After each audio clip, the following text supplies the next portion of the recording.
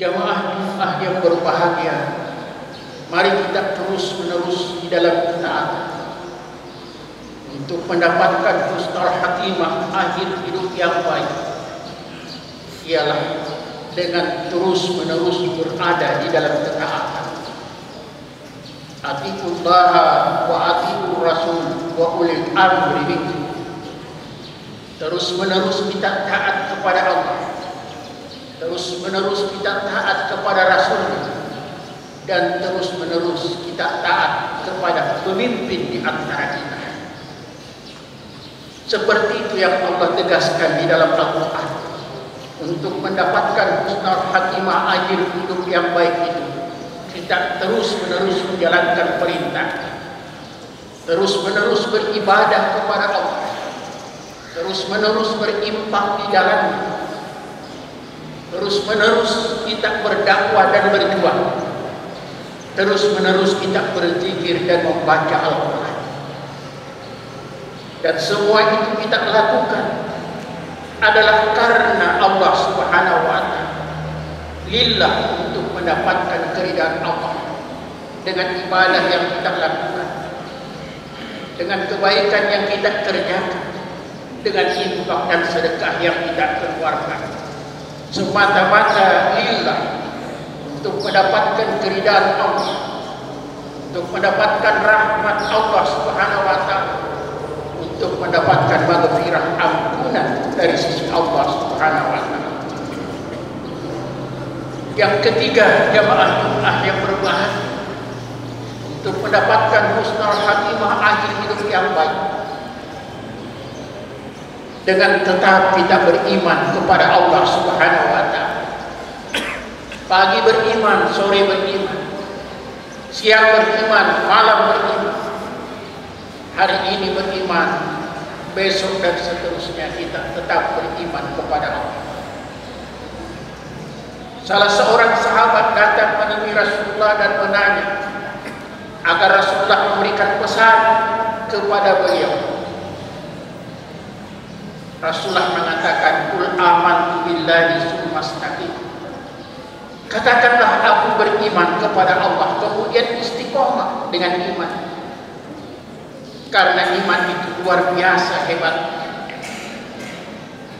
Kita saksikan tetangga kita, saudara kita, teman kita, sahabat kita, dengan adanya iman yang kuat di dalam dadanya, sehingga dia yang tidak punya kendaraan, mobil tidak punya, roda dua tidak punya, justru dia yang paling dahulu datang di masjid. Dia selalu memenuhi panggilan Allah Subhanahu wa Ta'ala.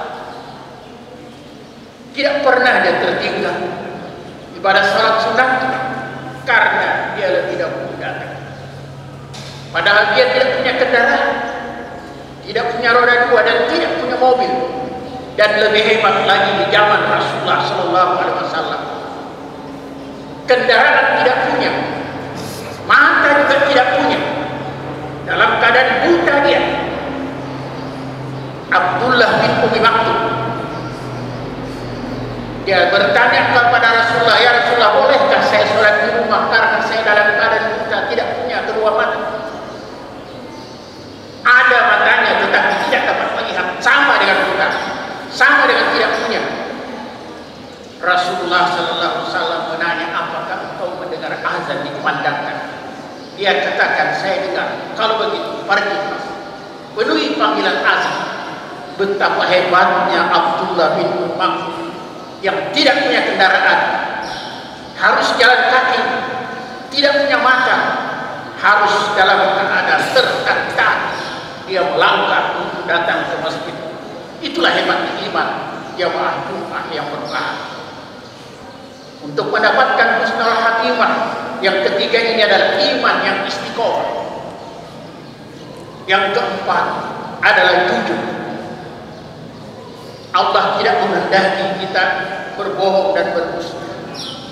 Ada ayat di dalam Al-Quran yang Allah ulang berulang-ulang kali, "Fawailul lil mukatsibin." Celaka mereka yang berdusta itu, membohong itu. Apa yang dimaksudkan oleh Allah dengan ayat ini? Supaya kita menjadi orang yang jujur. Seseorang laki-laki datang bertanya kepada Rasulullah, "Ya Rasulullah, saya tertarik dengan Islam. Saya mau berislam. Apa syaratnya?" Nabi mengatakan jujur. Kenapa Rasulullah mengatakan jujur?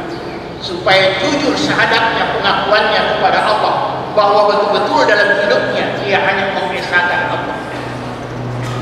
Supaya jujur zakatnya yang dia keluarkan betul-betul yang Allah perintahkan. Supaya jujur puasanya, di siang hari dia tidak makan dan minum. Supaya jujur sholatnya, dia tegakkan sholat itu kapan dan dimanapun dia berada.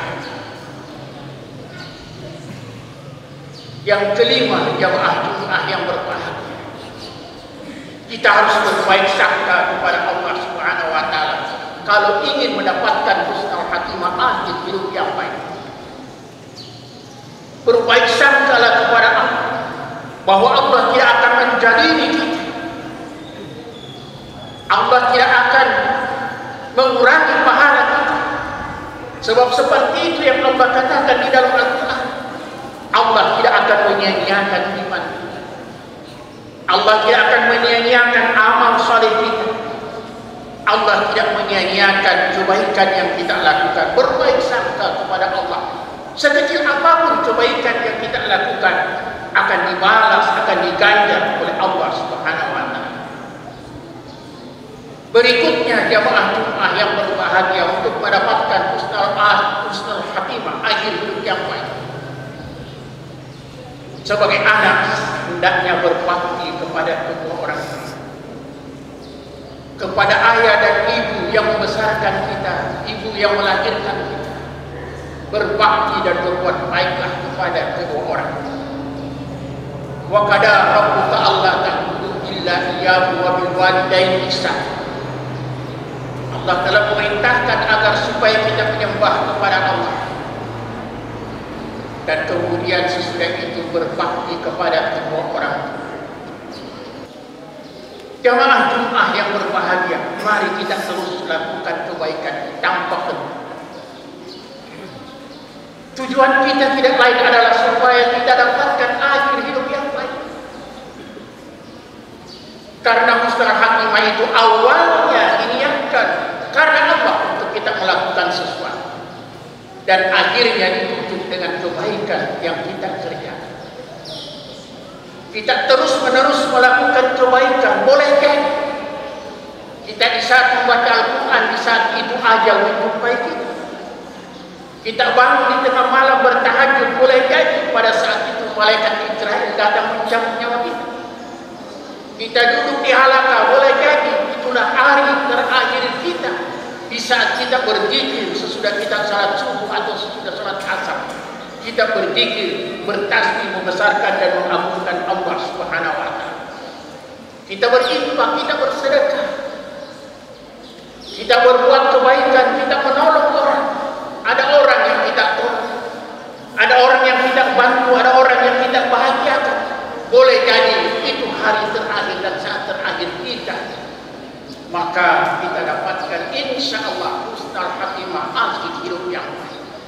Diawali dengan niat kepada Allah dan diakhiri dengan kebaikan-kebaikan yang kita lakukan.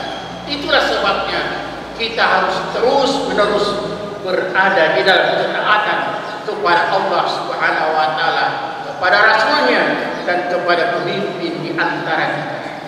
Barakallahu wa lakum fil Qur'anil azim wa nafa'ani wa iyyakum bima fihi minal ayat wa dzikril hakim. Taqabbal minni wa minkum tilawatahu innahu was